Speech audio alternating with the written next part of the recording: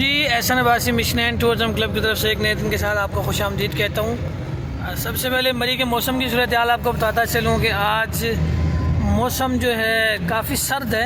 صبح کا ٹائم ہے اور سردی کی شدت اتنی ہے کہ ہاتھ پاؤں جو ہے وہ ٹھنڈے ہو رہے ہیں، لیکن بری خبر یہ ہے کہ آسمان پہ بادلوں کا بالکل نام و نشان بھی نہیں ہے۔ خشک سردی کی وجہ سے بڑے بیماریاں جو ان کی کافی جو ہے نا بیماریاں کافی حد تک بڑھ جاتی ہیں اور بچے اور بڑے جو ہے وہ بیمار ہو جاتے ہیں اور بڑے مسائل کے سامنا کرنا پڑتا ہے لوگوں کو۔ اور اس وقت سنی بینک سے گزر رہا ہوں میں، سنی بینک چوک سے تھوڑا سا پہلے ہوں۔ سنی بینک جو مین چوک ہے وہاں سے اگر آپ رائٹ مڑتے ہیں تو جنرل بس اسٹینڈ کی طرف مڑ جاتے ہیں، اور اگر سیدھا نکل جاتے ہیں تو وہ پتریاٹا اور ایوبیہ نتیہ گلی کی طرف راستہ نکلتا ہے۔ خشک سردی جو ہے وہ ایک تو بہت سارے مسائل پیدا کرتی ہے، ایک تو خشک سردی سے بیماریاں بہت زیادہ پھیلتی ہیں، اس کے بعد پانی کی قلت اتنی زیادہ ہو جائے گی۔ فی الحال جو ہے سردیاں ہیں، اس کے باوجود پانی کی قلت بہت زیادہ ہے۔ بارشیں اور برف باری نہ ہونے کی صورت میں نقصان یہ ہو رہا ہے کہ گرمیوں میں پانی کی بڑی قلت ہوگی ہمیں، اور پانی کے مسائل جو ہیں وہ آپ کو پتہ ہے کہ جب ہر گھر کی ہر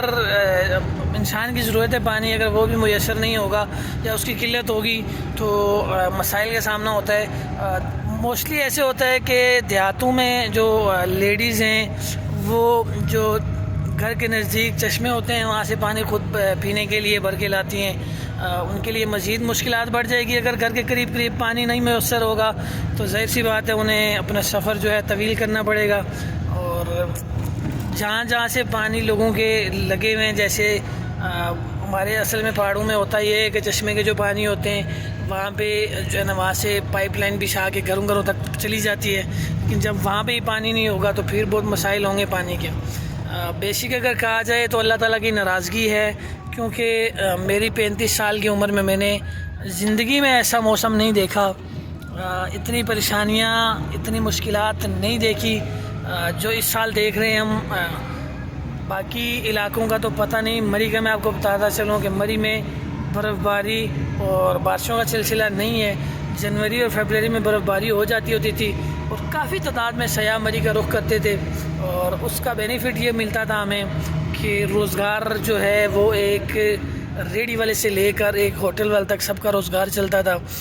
گاڑیوں والے جو ٹورسٹ لے کے جاتے ہیں ان کا کام جو ہے وہ کافی جو ہے نا متاثر ہوا ہے، ہوٹلوں کا کام کافی متاثر ہوا ہے۔ موسٹلی جن لوگوں نے ہوٹل ٹھیکے پہ لیے ہوتے ہیں ان کو کافی نقصان اٹھانا پڑتا ہے سردیوں کا سیزن نہ لگنے کی وجہ سے۔ اس کی وجہ یہ ہے کہ جو ہوٹلوں کے آنرز ہیں انہوں نے تو رینٹ پہ دے دیا ہوتا ہے، ٹھیکے پہ دے دیا ہوتا ہے، اب جو رینٹ پہ کر رہا ہوتا ہے اس نے تو پیسے دینے ہوتے ہیں کام ہو نہ ہو،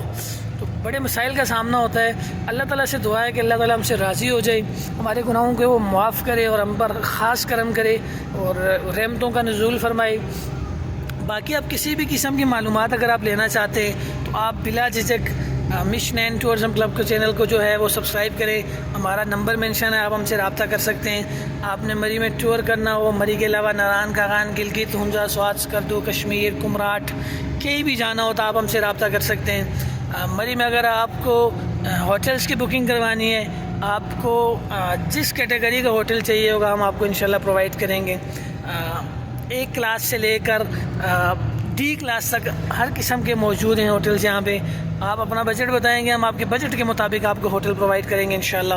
اور باقی گاڑیوں کے حوالے سے یہ ہے کہ کار سے لے کر کوشیر تک اگر آپ کو کسی بھی قسم کی کوئی بھی گاڑی چاہیے ہو تو وہ بھی ہم آپ کو پرووائڈ کریں گے انشاءاللہ۔ باقی بندے ناچیز کو دعاؤں میں یاد رکھیں اور ایک بار ضرور ہمارے ساتھ ٹور کر کے دیکھیں، اگر آپ کو اچھا نہ لگا تو ہم اس چیز کے جواب دیں گے انشاءاللہ۔ دعاؤں میں یاد رکھیں، بہت شکریہ، اللہ حافظ۔